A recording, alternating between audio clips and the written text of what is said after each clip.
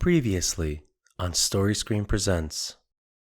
What exactly does it mean when we say fan service? Tug of war between creators of stories and consumers of stories predates digital media altogether. But because of our ever-growing digital connection to one another, the discourse on what it means to please a fan is in higher contention than ever. There are many different types of fan service that can be used in different ways for different effects and with highly different reactions. Some of these methods are a bit more subtle than others. Fan service is so hard to define, so we decided to break it down into a few distinct categories. We'll also be discussing the films and media in our examples at length. So if you don't want to get spoiled on something, just head down to the description to see what exactly we're talking about, and feel free to skip around. Let's not talk about what it means when we talk about fan service. Let's talk about what we mean when we say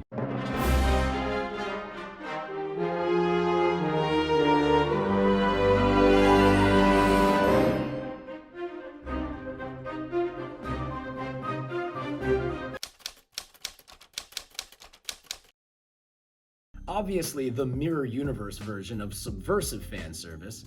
This aggressive type of media fulfillment attempts to give the fans exactly what it thinks they want, sometimes even leaping over logistical narrative actions to provide payoff.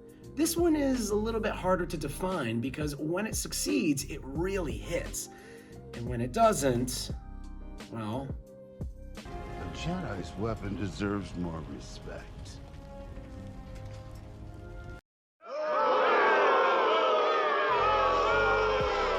And it is here we find that Star Wars, yes, Star Wars, acts yet again as a perfect example on multiple levels of this specific type of fan service.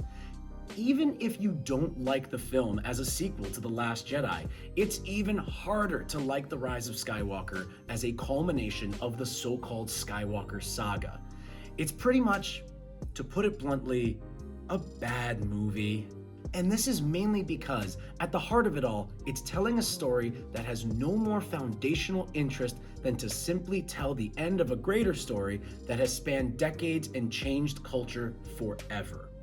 While The Last Jedi, as perfectly stated by my fellow boo Robby, used the Star Wars mythos to raise questions on heroism and legacy, ultimately recontextualizing what we've believed since the closing moments of Return of the Jedi in 1983, The Rise of Skywalker seems to only be interested in steering the ship back on course to what it feels is the most suitable end for its story and characters. And where did the storytellers gain their inspiration for such tactics? I don't know how you make a movie as bad as The Last Jedi. It takes one of the most beloved franchises of all time, throws it in the trunk of a car, and then backs it into a river. Sure. It's unfortunate because The Force Awakens is a pretty great example of fan service as well. Not sure if you've heard, but The Force Awakens is essentially A New Hope, only updated for a later story, with state-of-the-art technology, and devastatingly full of awesome new characters. It's the same movie, practically major beat for major beat, but it works because it has a freshness to it that excites the audience. The Rise of Skywalker has shit like this. Seriously. What the hell are you doing? There are people who paid to see this movie who have no idea what in the world this means. They do not recall in detail the final 45 seconds of A New Hope. And if they're like me and they do, they are asking, am I supposed to believe that Chewbacca actually cares about this? All of his friends are dead. Who is this for, you psychopaths? And the movie has loads of other problems besides its obvious attempts to scrub away The Last Jedi. Palpatine coming back makes no sense. Without Anakin Skywalker, it simply makes zero sense to have his character be a foil to anything. But these moments of fan service really stick out to an audience in a negative way, whether it's what you wanted or not, because they feel insincere and just cheap, like a professional boxer striking a low blow. And the last name reveal at the end, not to sound repetitive, makes no sense for Rey as a character to choose. It's just for us. My name is Khan.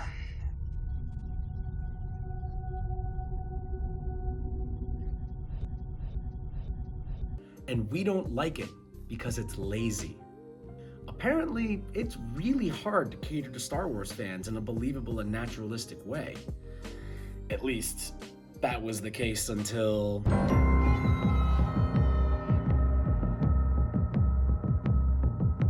There's an organic nature to the Mandalorian's fan service, which Rise of Skywalker does not contain.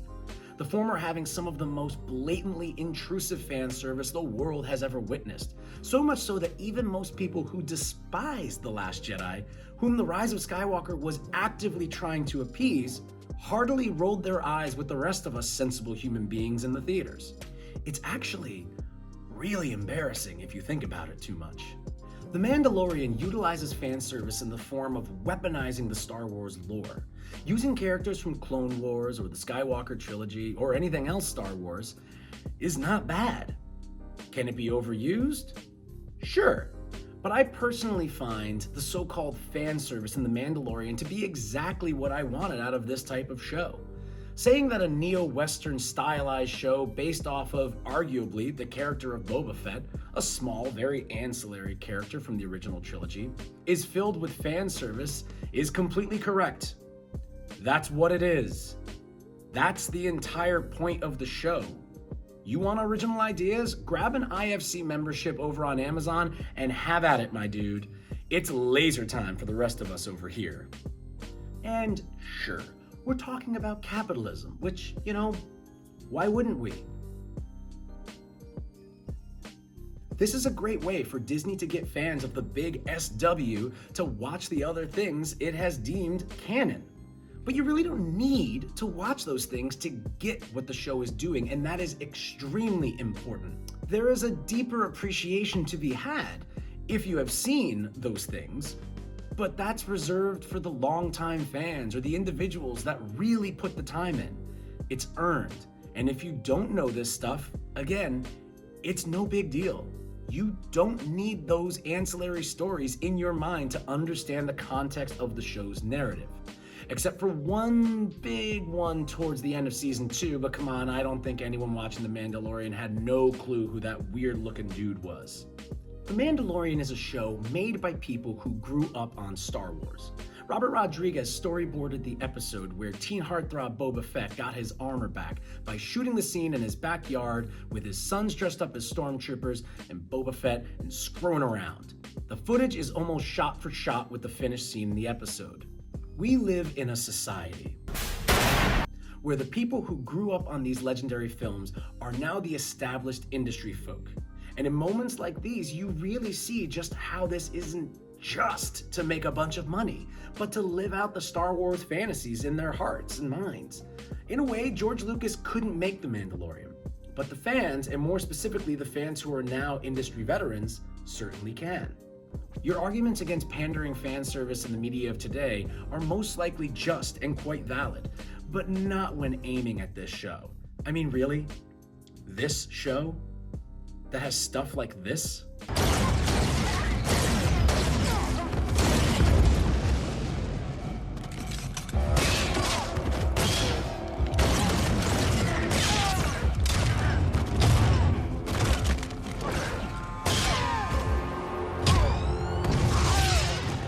What about any of that isn't fan service if we're going by the pandering to Star Wars fans definition? And if that's a problem, again, that's the show.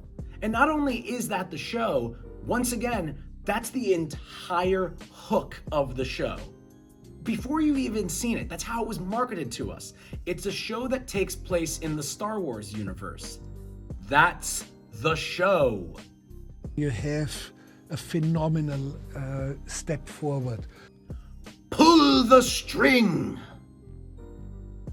It's made for people who love Star Wars by people who love Star Wars.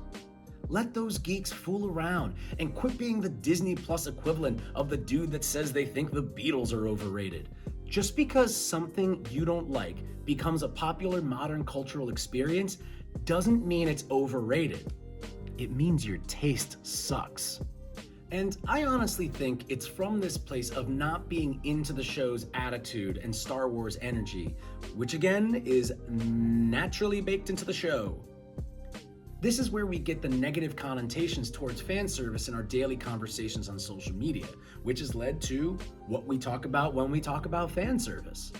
And that's not cool, because that's like getting mad at spaghetti because it's thin. That's its job, bro. The remix is most often used in the case of adaptations, taking an existing intellectual property that people know and love and presenting it in a slightly different way. It's the comic book phenomenon that kind of does this in the best way, with issues upon issues upon issues of source material. An hour-and-a-half long movie can only really use so much. So we'll see a Thor movie that has elements of the original Thor, Uncanny Thor, Mighty Thor, Ultimate Thor, Point Break. So when we see the on-screen representation of that character, it needs to kind of be the most common denominator of all of its iterations. This is while, of course, servicing the fans. You want the people who love Thor for the past 20 years in the comics to love this version of Thor, while not alienating new fans who only know that he has long hair and a surfer bod. A really good example of remixing is Tom Holland's Spider-Man in the MCU. When we meet Spider-Man for the first time in the MCU, it isn't through Uncle Ben dying and learning the tried and true quote, "With great you know comes with great you know." At this point, through pop culture osmosis, you know who Spider-Man is. Grandpa, you know who Spider-Man is. He got bit by a radioactive spider. He got no uncle. He has great power. He has great you know. You know how he got his powers. You know what his moral code is. You don't need to read a comic book or even to watch a cartoon, and you probably have seen a movie. You just know who this character is just by being alive. By treating the audience as an intelligent viewer, as someone who's done the homework, you elicit a more positive reaction from them. When Tony Stark is talking to Spider-Man in Civil War, his origin story has been boiled down to just one perfect sentence. Look, when you can do the things that I can, but you don't, and then the bad things happen, they happen because of you.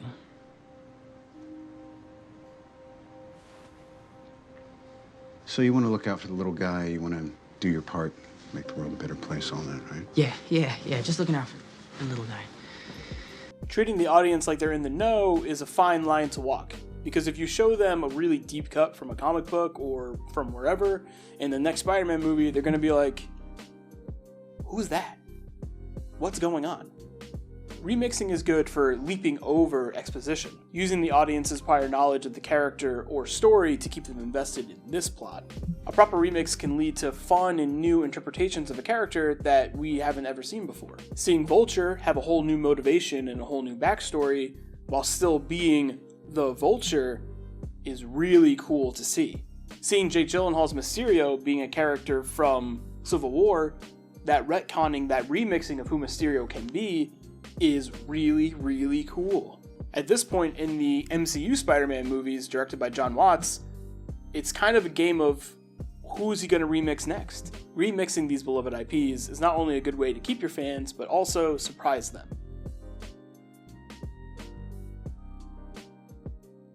Sorry if I was mean to you, I love you, but just, it's cool to like things. You can like things. Like things. It's okay. It's cool to like things.